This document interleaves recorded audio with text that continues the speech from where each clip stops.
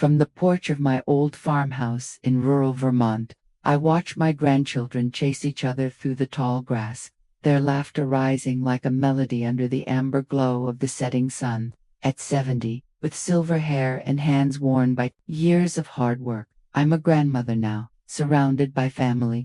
But long ago, I was just Emily, a single mother scraping by in a small town. If I hadn't wandered into those woods that day, I whispered to myself, my voice catching as memories flood back.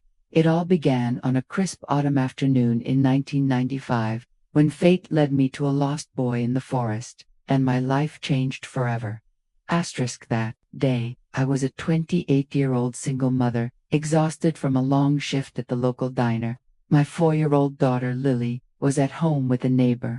To save time, I decided to cut through the dense forest near our town, despite whispers of its dangers, bears, steep ravines, and old ghost stories. As I hurried along the path, a faint whimper stopped me in my tracks. Following the sound, I found a boy, no older than 6, huddled beneath a towering oak. His clothes were torn, his face streaked with dirt, and his wide eyes glistened with fear. "Hey, sweetheart, what's your name? Are you okay?" I asked, kneeling beside him. He didn't speak, just shivered in the chilly air.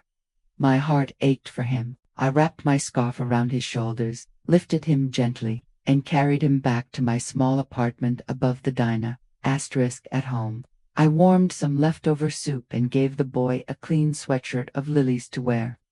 He ate hungrily, his small hands clutching the spoon. "I'm Ethan," he finally whispered, his voice barely audible. When I asked about his parents, his eyes clouded, and he shook his head. Watching him play with Lily, stacking blocks and giggling, I felt a strange warmth, as if he belonged with us. That night, as the kids slept, I sat up wondering what to do. Our town had no police station, and the nearest one was an hour away. I couldn't just leave Ethan alone. The next morning, a sleek black car pulled up outside the diner. A man in a tailored suit stepped out, introducing himself as Mr. Harrow, the butler of the wealthy Caldwell family from Boston. He revealed that Ethan was the sole heir to the Caldwell fortune, a billion-dollar real estate empire, and had been kidnapped days earlier. His family was desperate to find him. Mr. Harrow urged me to bring Ethan to Boston to reunite him with his family. He offered a substantial reward, but I waved it off. I just wanted Ethan safe. Leaving Lily with my neighbor, I packed a small bag and boarded a car with Ethan and Mr. Harrow. I'd never left our small town before, and the thought of Boston's towering skyscrapers and bustling streets made my stomach churn. But Ethan's tiny hand gripped mine tightly, his trust giving me courage. As we drove, the rural landscape gave way to city lights. Ethan seemed oddly at ease, staring out the window as if recognizing the world we were entering. Yet he stayed close to me, seeking comfort in my presence. I couldn't shake the feeling that this journey was about more than just returning a lost boy. In Boston, we arrived at the Caldwell mansion, a sprawling estate that dwarfed anything I'd ever seen. Ethan's parents, pale and tearful, embraced him tightly. His mother, Eleanor Caldwell, thanked me profusely, insisting I stay for dinner. But something felt off.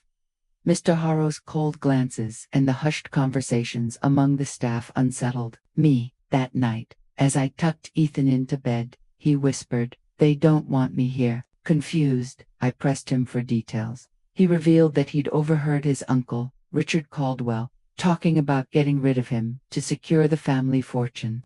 My blood ran cold. The kidnapping hadn't been random, it was an inside job, orchestrated by someone close to the family. I decided to stay in Boston, pretending to be a guest, to protect Ethan and uncover the truth. Over the next few days, I kept a close eye on Ethan, posing as a family friend. I noticed Richard's sly behavior, how he watched Ethan, how he dismissed the staff's concerns. One night, I overheard him on the phone, arranging for Ethan to be taken care of during a supposed family outing to a remote cabin.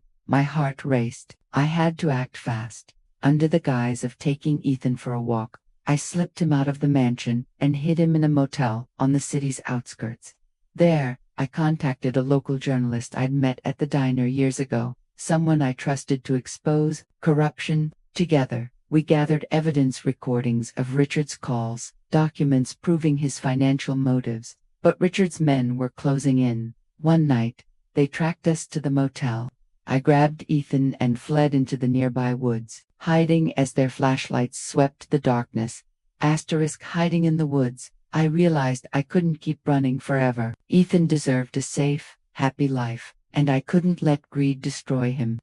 With the journalist's help, we turned the evidence over to the authorities. Richard was arrested, and the Caldwell family was shaken to its core.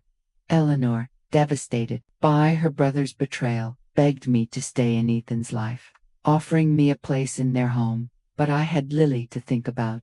I made the hardest decision of my life, to return to Vermont with Lily, but remain a part of Ethan's life from afar, visiting when I could. The Caldwells set up a trust fund for Lily, ensuring her future, and I accepted it not for myself, but for her.